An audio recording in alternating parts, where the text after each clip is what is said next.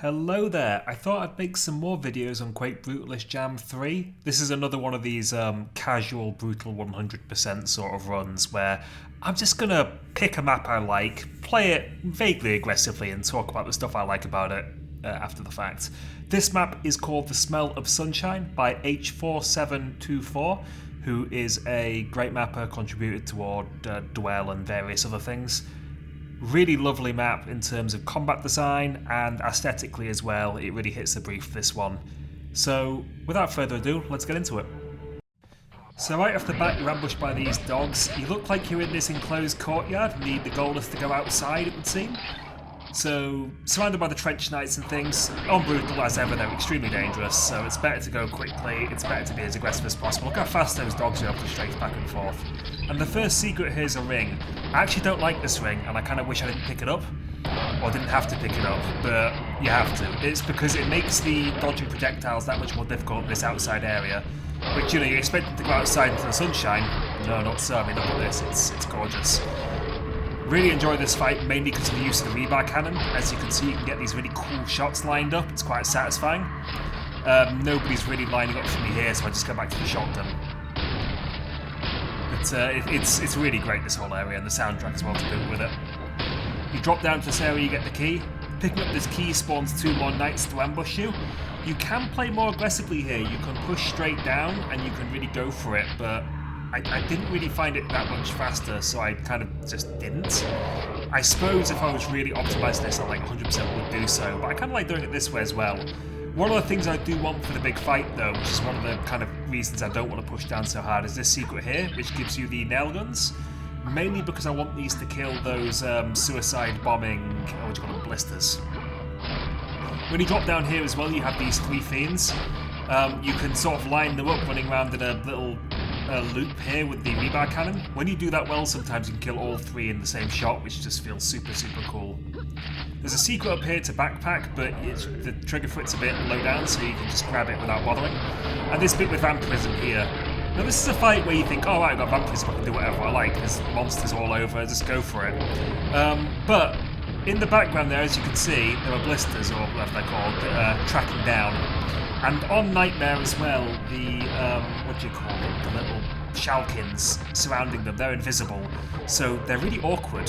That said, I mean, I do prefer it the way they're used in this map, where any time it introduces a blister, they're at a distance and you're given time to react. Big pet peeve for this set is a lot of the maps don't do that. They just kind of put one immediately around the corner where it's like, oh, you guessed wrong, now you lose 100 health or 80 health or whatever it is. So we're proceeding out here, missed a shot on that barrel, I was trying to time it to blow these guys up. Another secret area here for an armour, which is a big deal. Armour in this mod is weaker than, say, red in Vanilla Quake, but it's still good. Very good. Messed that up there, very disappointing. Usually what happens when I jump down here is that these 2 champions, the Death Knights, they line up, but it didn't happen this time. And unfortunately I left that poor Vor alive, so I have to kill them too. it's okay.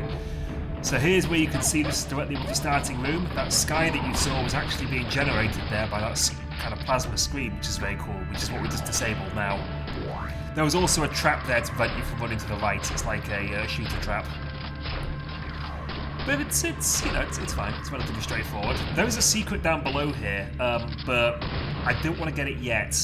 You've got to drop down to it. It's on a tower in the starting area, like the tower where that rocket knight was. But you can't do it. This is an interesting fight, right? Because on Nightmare, the zombies respawn, and the shamblers around the U-bend, so they can't pathfind to you easily. So what do you do in this situation? Well, the answer is you need to push as aggressively as possible. And if you push aggressively as possible, you can usually kill the shambler and get up in his face before the zombies start respawning and block you. And, you know, it doesn't matter. I mean, health-wise, you should be really stacked from the vampirism if you do it right, and you end up with this wonderful situation here. And this is the first use of the multi-rocket launcher. You can die here so fast if you're not careful. Like, those projectiles from those servitors, these scrags, really powerful. But move in a circle, you'll be fine. I'm a little cautious here with the multi-rocket launcher ammo, because I'm going to use it for a bit of movement later, but I think I was too cautious here, to be honest with you. Though, God, it is satisfying to rebar those guys up there. Though a single salvo of rockets would have been faster. But hey, you live and learn, right? This secret's cool. This is the invoker secret. This is like a really cool conceptual fight here. So, you got to platform along to escape, so you think, right?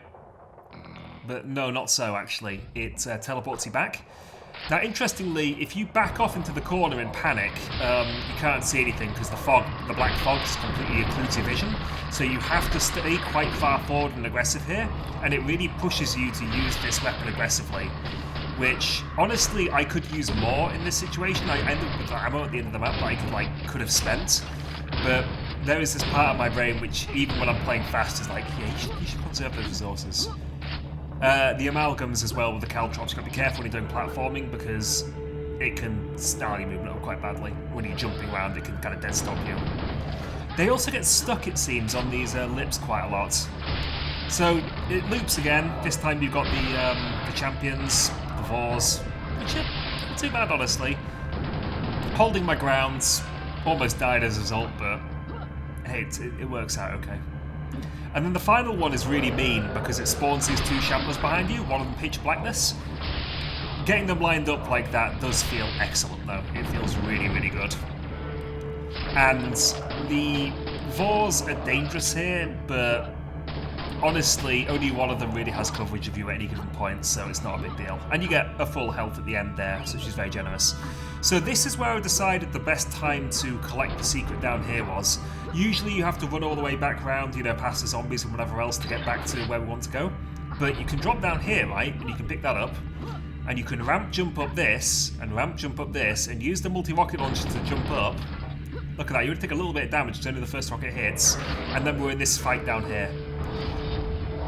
Killing these two shamblers unlocks the door. If you don't have the invoker, it's really scary because you're being flooded. You're being flooded, and it's one of those fights where the invoker's actually really good because you're being flooded and stuff will be dropping down around you, and then you have the servitors as well. You can also be in a situation where you're doing that fight above and you panic and you drop down here, and in doing so you're just complicating things further because you have even more monsters that can drop down to get at you, and even more of the servitors, which is really wonderful. It's great to see maps that embrace that sort of design, which is like, I'm going to panic you now and push you. You have to push forward, but are you going to be dumb enough to push forward to my trap or not? Which is wonderful. And in this situation, it works out beautifully, as you can see. This is a cool fight. With the invoker, like, I suppose you could punch more holes through them with it, but I don't know. I didn't find it really worth it with the 1.8 second wind-up time or whatever it is. One problem with this fight, though, you might see here, I'm just clearing up this space. On the HUD there, you can see 310 kills. I'm looking for the magic number 315 before I progress, because, as you can see, monsters get stuck up here and they can't pathfind down. And I found the only way to deal with this reliably, rather than just retrying over and over and over again, is to jump up again using the multi-rocket launcher. But you can see here, I still can't find the buggers. And that's because they're like hiding up there, like cats sitting there on a little perch. And that's something which would make doing an actual speedrun of this quite irritating, because the servitors just kind of get lost in the big geometry, which is fair. This secret down here as well, with the armour, you could throw a grenade over that wall to blow the barrel up, and you can get to it early if you want to. We don't need to. And then the final thing here is you have this nice kind of victory lap with the Berserk, which actually is more dangerous than it looks, because you have these situations where you need to kind of switch to get rid of the irritating Shalkins. But also, these guys with plasma here, if you're like punching something else, they can just melt you when you're not paying attention.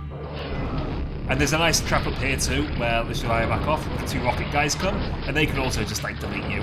So it's quite scary actually, but it's a lovely learn to the map. But that's just it's a wonderful map there. Smell of Sunshine by h4724. Henry. It's really good. Aesthetically, it's fantastic. I love how it's got the thematic progression as well, where you think you're outside at the beginning, you're heading outside, but you're actually inside this more enclosed facility, and it's interesting, it's intriguing. One of the more successful maps by far, especially combat-wise. It really makes good use of the new monsters in a way which isn't irritating. It's got a really cool use of the rebar launcher, multi-missile launcher, really good invoker secret. It's great. Please give it a go. Thanks very much. Goodbye.